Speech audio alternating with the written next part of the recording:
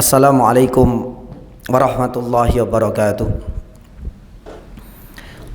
Innal hamdalillah nahmaduhu wa nasta'inuhu wa nastaghfiruh wa na'udzu billahi min shururi anfusina wa sayyiati a'malina. May yahdihillahu fala mudilla lahu wa may yudlilhu fala hadiya lahu. Asyhadu an la ilaha illallah wahdahu la syarika lahu ilahul awwalin wal akhirin wa asyhadu anna Muhammadan abduhu wa rasuluh. Allahumma salli wa sallim wa barik ala Muhammad wa ala alihi wa ashabihi wa man ihtadaw bihudahu ila yaumiddin, amma ba'd. Allahumma inna nas'aluka khaira ma fi hadhihi al-lailah wa khaira ma ba'daha wa na'udzu bika min syarri ma fi hadhihi al-lailah wa syarri ma ba'daha. Jamaah dirahmati Allah Subhanahu wa taala, alhamdulillah pada kesempatan sore yang cukup deras hujannya Allah Subhanahu wa taala pertemukan kita di tempat yang paling Allah Subhanahu wa taala muliakan. Semoga susah payah kita untuk bisa mencapai tempat yang Allah Subhanahu wa taala berkahi ini kelak akan menjadi pemberat untuk catatan amal baik nanti di hari kiamat. Jamaah yang dirahmati Allah Subhanahu wa taala, salah satu di antara hal yang bisa meningkatkan keimanan kita kepada Allah Subhanahu wa taala, pun demikian keimanan kita terhadap Nabi kita Rasulullah sallallahu alaihi wasallam, itu adalah seringkali mengkaji kisah-kisah perjuangan, pengorbanan, dedikasi mereka di dalam memperjuangkan din dan syariat yang mulia ini. Kalau kita kenal dalam bahasa kita adalah tapak tilas. Maka ketika kita seringkali mentelaah kisah dan cerita nyata dari orang-orang soleh sebelum kita, ini akan semakin membangkitkan kita di dalam beribadah. Terkadang pula menjadikan kita pun tidak patah semangat di saat mendapatkan berbagai ujian yang menimpa kita. Terkadang kisah-kisah masa lalu itu akan menjadi hiburan tersendiri. Ternyata kita wajib untuk bersyukur. Musibah yang mengenai kita tidak sebesar menimpa orang-orang soleh sebelum kita. Maka ini adalah cuplikan singkat faedah kita mentelaah dan mentapak tilasi kisah-kisah perjuangan orang-orang soleh sebelum kita semua. Maka oleh karena itu jamaah dirahmati Allah Subhanahu wa taala, untuk kajian pada sore hari ini saya tidak akan melanjutkan kajian syarah Riyadhus Shalihin, tapi tema yang akan kita ulas sebagai pengganti untuk kajian menjelang iftar atau berbuka ini, kita akan menapak tilasi lagi pengorbanan Nabi SAW bersama para sahabat dalam menaklukkan kota Makkah. Kenapa peristiwa ini saya jadikan sebagai tema kajian menjelang buka? Karena kalau kita telusuri bulan terjadinya peristiwa besar dalam sejarah Islam ini sama dengan bulan yang saat ini kita berada. Perjalanan jauh mereka tempuh, medan berat pun mereka sabari. Tapi setelah kita selidiki, dalam kondisi yang serba terbatas, logistik pun pas-pasan, mereka tetap menjalankan puasa. Maka inilah yang akan kita petik. Banyak sekali pelajaran indah yang bisa kita ambil dari kisah penaklukan kota Mekah oleh Nabi SAW. Peristiwa ini memang tidak bisa dipisahkan dengan perjanjian Hudaybiyah.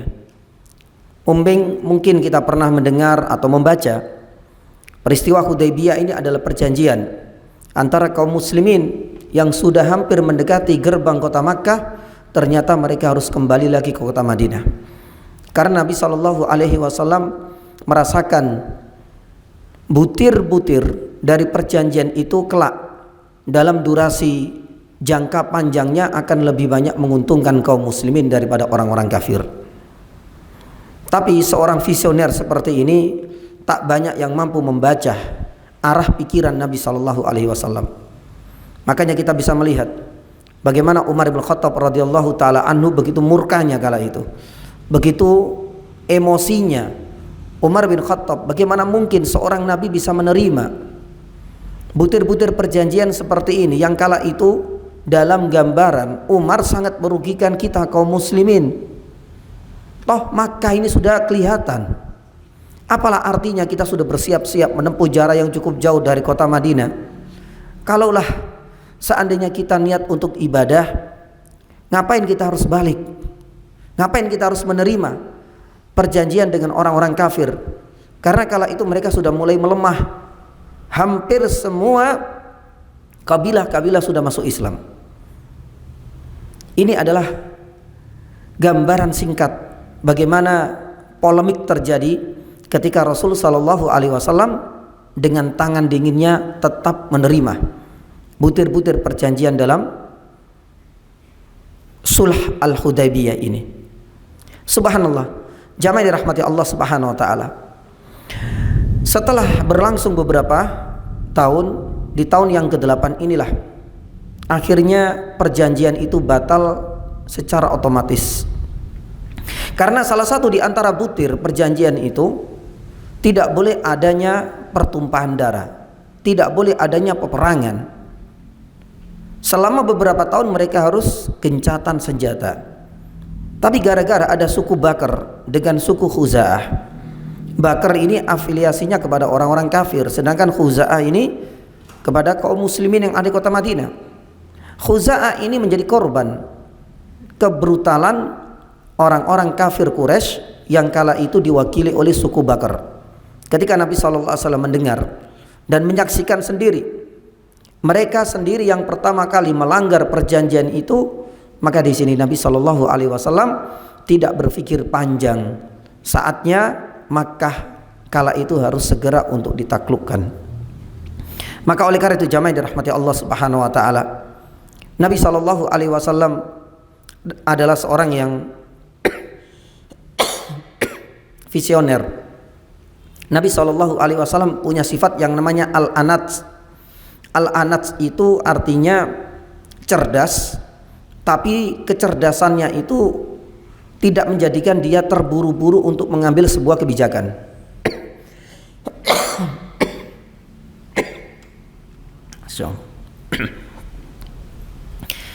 Nabi SAW tahu betul bahwasanya keganasan orang-orang kafir ketika melanggar butir-butir perjanjian ini sudah tidak ada toleransi lagi, tidak ada pintu maaf lagi. Bahkan Abu Sufyan yang kita tahu ya, kala itu masih kafir, itu sampai dikirim oleh orang-orang kafir Quraisy guna untuk meminta syafaat, meminta keringanan, paling tidak jangan sampai kaum muslimin di kota Madinah ini menyerang kota Makkah. Memang sedari awal mereka ini sudah lemah. Yang dikirim gak sembarangan, Abu Sufyan sendiri yang datang ke kota Madinah.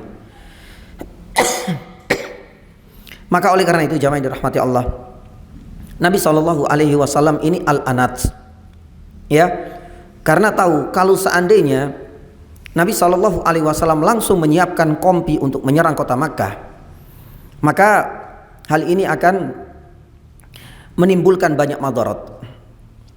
Karena kala itu Nabi SAW adalah seorang pemimpin negara yang dihadapi tidak ada masalah eksternal. Ini masalah eksternal, tapi masalah internal pun menjadi pikiran Nabi SAW.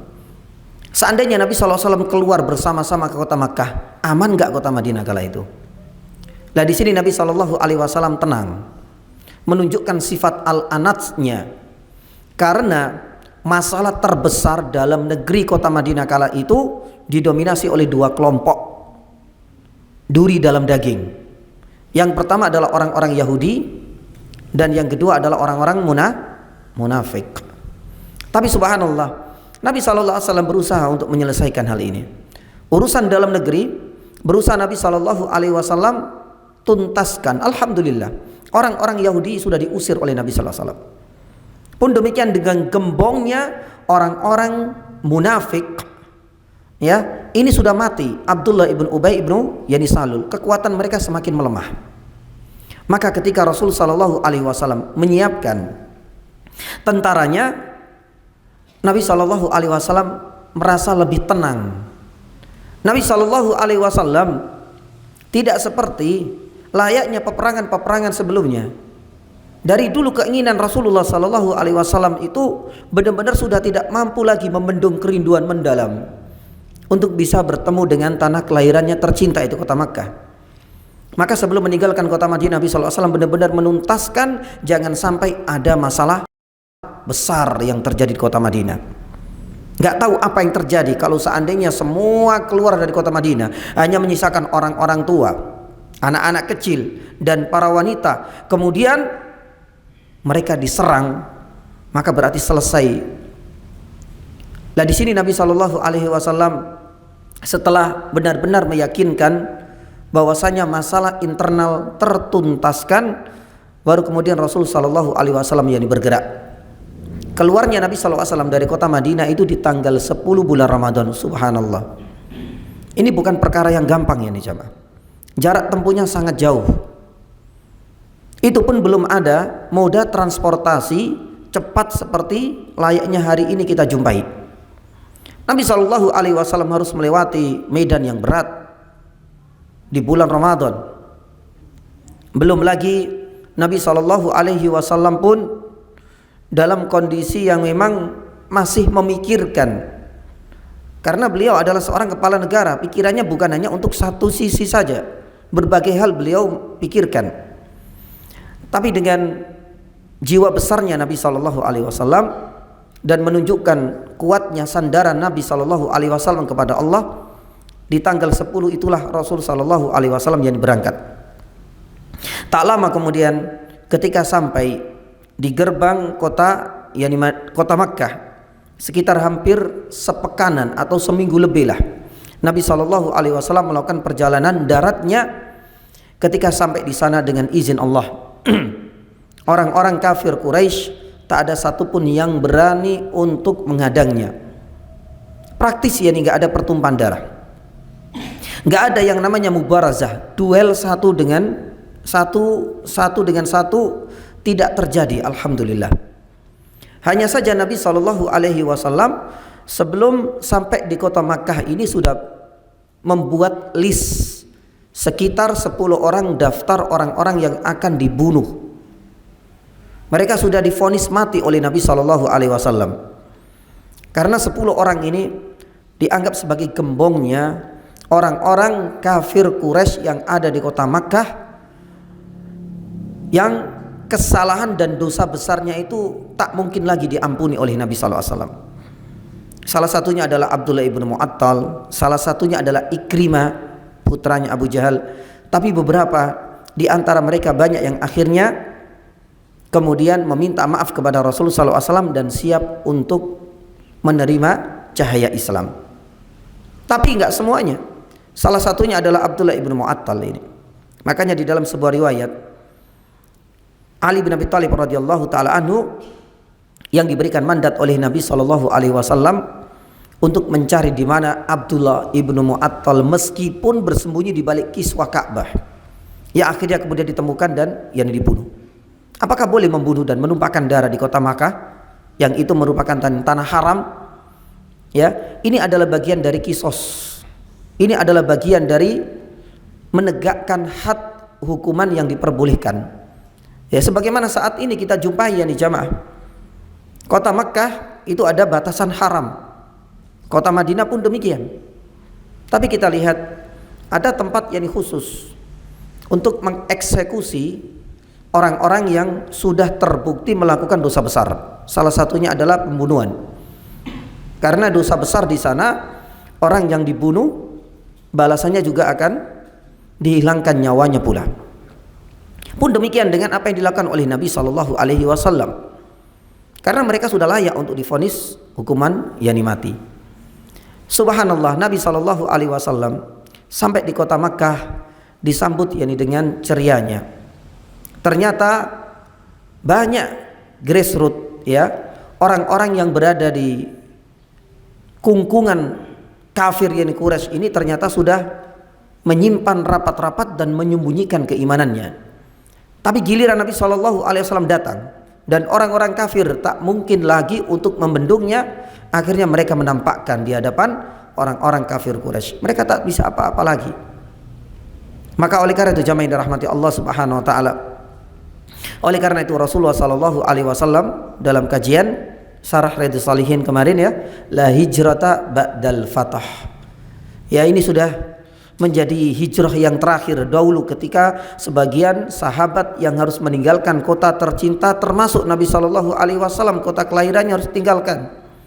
Sudah nggak ada lagi setelah penaklukan kota Makkah ini untuk hijrah yang lebih berat melebihi hijrah pertamanya, generasi pertama ke kota Madinah. Para sahabat dan para ulama menafsirkan ucapan Nabi SAW dan sebagaimana sudah kita sampaikan dalam kajian rutin, sebagian ada yang menyatakan karena kota Makkah saat itu pasca penaklukan kota Makkah resmi menjadi Daru Islam, menjadi negara Islam. Kalau sudah menjadi negara Islam, sudah nggak ada kewajiban lagi untuk hijrah, karena tempat itu sudah menjadi tempat yang sangat layak untuk menegakkan nilai-nilai tauhid dan untuk menunaikan ibadah dan penyembahan kepada Allah Subhanahu wa taala semata. Nah, jamaah yang dirahmati Allah Subhanahu wa taala, ini secara singkat ya ini saja. Mungkin barangkali Ustadz Iqbal ya ada kajian sirah ya sampai pada penaklukan Pak, belum ya, nanti barangkali untuk lebih rincinya Ustadz Iqbal nanti yang bisa menjelaskan. Tapi sebenarnya yang ingin saya sampaikan di sini adalah kita ingin memetik hikmah dan pelajaran penting apa saja sih dari kisah penaklukan kota Makkah yang kebetulan bulannya sama dengan bulan yang saat ini kita berada. Mereka pun tidak merasa berberat hati ketika mendapatkan instruksi dari Nabi Shallallahu Alaihi Wasallam. Ada sekitar 4 faedah penting yang nanti bisa kita ejawantakan dalam kehidupan kita sehari-hari. Yang pertama, jamaah yang dirahmati Allah Subhanahu wa taala, kekuatan sejati bagi seorang muslim itu adalah kekuatan iman.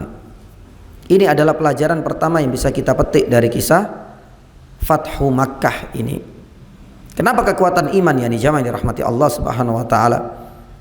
Kita bisa merasakan kalau bukan kekuatan iman, tak mungkin mereka mau dan secara sukarela menerima dengan lapang dada instruksi dari Nabi Shallallahu Alaihi Wasallam. Ini bukan perkara yang gampang. Makanya tercatat dalam sejarah ada 2 peristiwa yang terjadi di bulan Ramadan. Yang pertama adalah perang apa? Badar, dan yang kedua adalah penaklukan kota Makkah. Kalau seandainya perang Badar, memang di situ nyawa menjadi taruhan. Tapi kalau melihat mulai dari jarak tempuhnya nggak terlalu jauh, pun demikian medannya pun nggak terlalu berat bila dibandingkan dengan penaklukan kota Makkah. Karena penaklukan kota Makkah memang Nabi SAW sudah menyiapkan peperangan, jaraknya nggak sembarangan.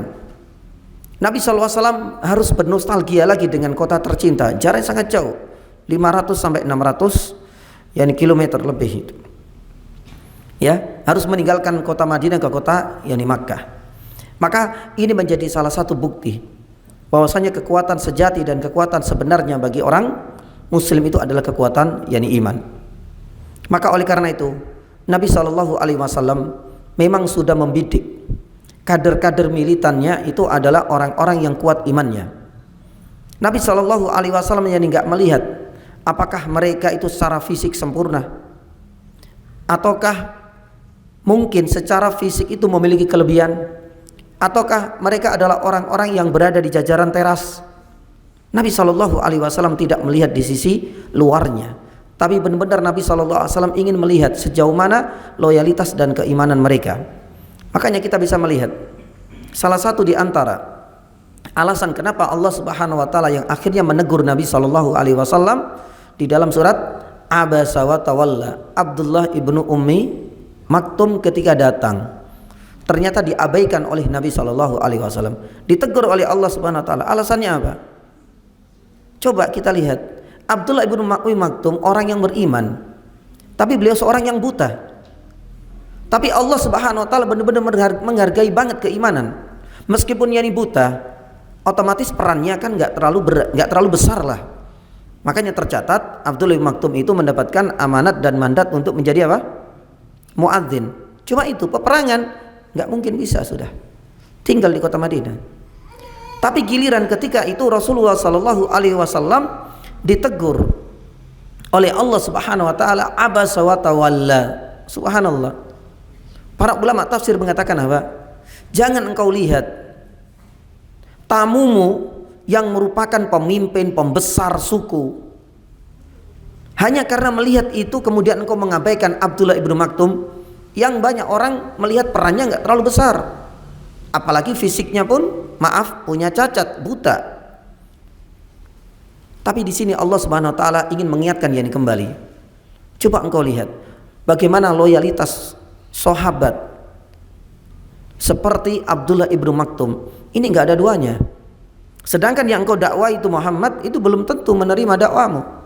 Kalau Abdullah ibnu Maktum sudah teruji keimanannya, jangan engkau lihat fisiknya, jangan engkau lihat perannya yang tidak besar. Maka ini menjadi satu teguran dari Allah Subhanahu Wa Taala untuk Nabi Sallallahu Alaihi Wasallam. Maka oleh karena itu jamaah yang dirahmati Allah, di dalam hal ini pun yang sama. Makanya militansi kader pertama didikan Nabi Sallallahu Alaihi Wasallam luar biasa sekali. Hampir setiap kali Nabi SAW menginstruksikan, mereka akan mengucapkan sami'na wa ta'na. Hanya orang-orang munafik yani saja yang mereka selalu memprotes. Atau mungkin barangkali benih-benih munculnya orang-orang Khawarij yang kata Nabi SAW ketika dituduh tidak adil dalam membagi harta rampasan, yang kita kenal dengan kisah Dzul Khuwaisirah. Ini saja mereka sebagian kecil, tapi yang benar-benar lulus dalam madrasah pertama yang didirikan oleh Nabi Shallallahu Alaihi Wasallam, mereka sudah teruji keimanannya. Mereka adalah orang-orang yang militan. Makanya kalau kita tarik sebelum penaklukan kota Makkah, perang Badar pun sama. Kalau kita bahas ini pun tak jauh berbeda. Bayangkan perang Badar, jumlahnya pun yakni tidak seimbang antara 300 dengan hampir 1000 orang-orang kafir Quraisy. Ini menjadi peperangan pertama. Secara militer yang penting berangkat. Mungkin sebagian orang menganggap mereka bonek. Tapi kita melihat ada peran besar di balik angka yang kecil hanya sekitar 300 yani saja. Kekuatan besar itu adalah keimanan mereka yang akhirnya kemudian Allah Subhanahu Wa Taala mengirim pasukan tambahan dari kalangan para malaikat. Nah, ini adalah buah dari kuatnya keimanan, karena pertolongan sejatinya itu bukan karena apa yang terlihat pada diri kita, bukan apa yang nampak yakni pada penampilan luar kita, tapi keimanan itulah sebenarnya adalah kekuatan sejati bagi seorang yakni muslim.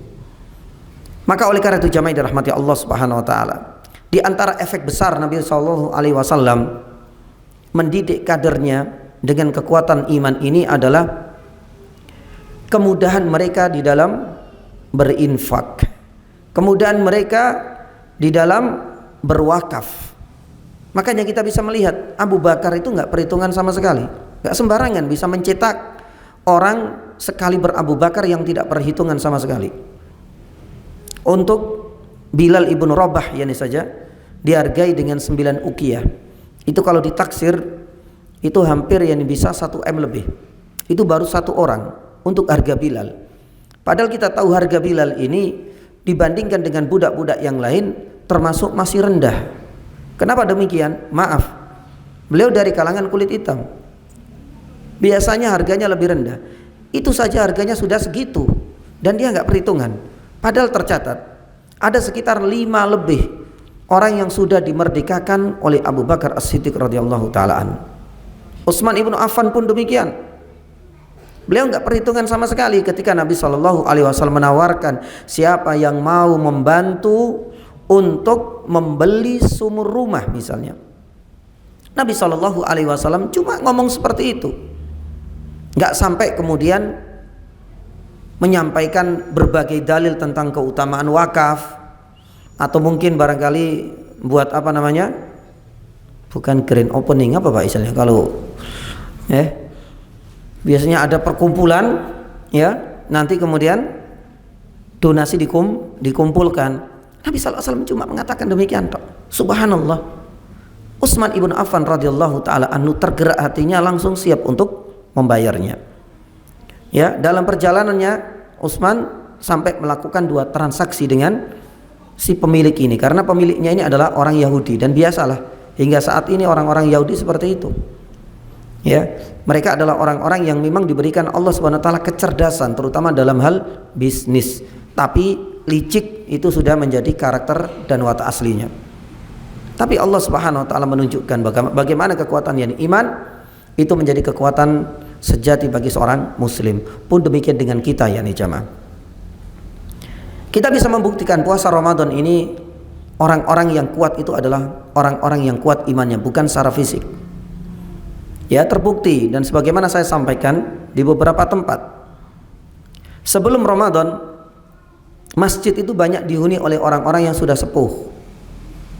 Tapi di saat bulan Ramadan, hari pertama, subhanallah, generasi mudanya keluar semua berbondong-bondong, mereka datang ke masjid. Tapi seperti biasa, masjid ini akan mengalami penyaringan secara alamiah. Siapa yang kuat? Mereka lah sebenarnya adalah orang-orang yang kuat, yakni imannya.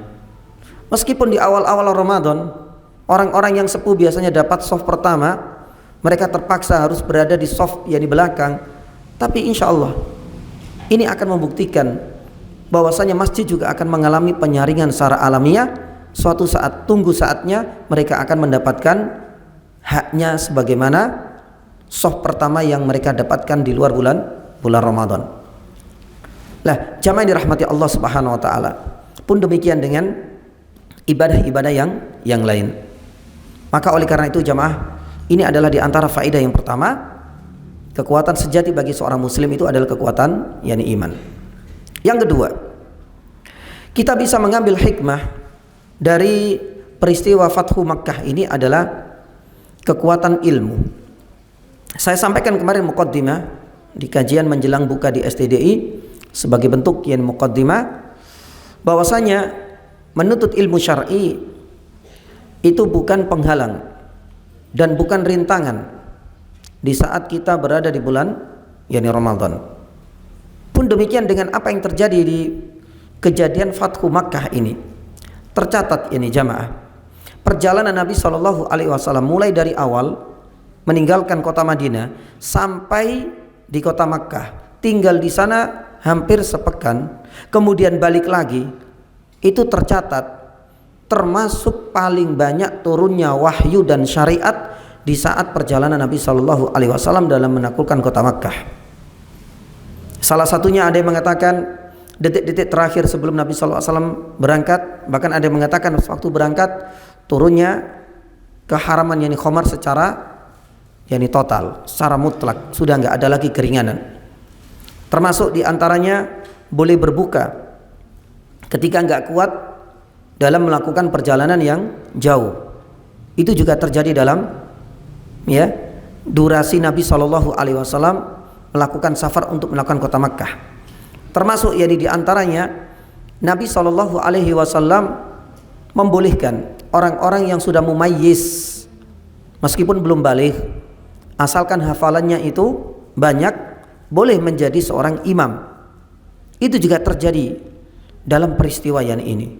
Subhanallah, banyak sekali syariat-syariat dan wahyu yang Allah Subhanahu wa taala turunkan di saat Nabi Shallallahu Alaihi Wasallam berperang. Sebenarnya ini adalah perang, meskipun nanti hasil akhirnya tidak ada pertumpahan darah, dan itu terjadi di bulan Ramadan. Dan ini dimanfaatkan betul oleh para sahabat untuk menimba ilmu, bertanya kepada Nabi Shallallahu Alaihi Wasallam, mumpung lebih intensif. Karena kalau seandainya keberadaan Nabi Shallallahu Alaihi Wasallam di kota Madinah, otomatis para sahabat ini nggak leluasa, harus terbagi hari-harinya Nabi Shallallahu Alaihi Wasallam bersama istri-istrinya.